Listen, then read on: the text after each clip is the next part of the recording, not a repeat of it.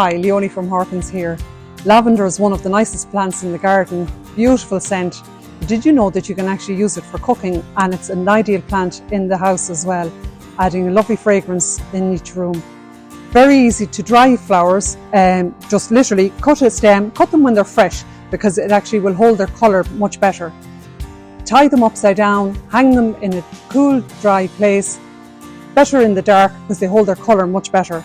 Ideal for cooking, so you can use them to make cookies or even teas, syrups and more. Cut them regularly and that will keep them nice and compact as well.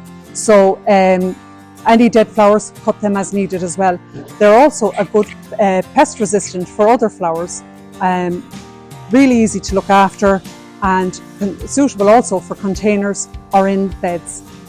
If you need any more help with the lavenders in your garden, call in and any of our team will be happy to help.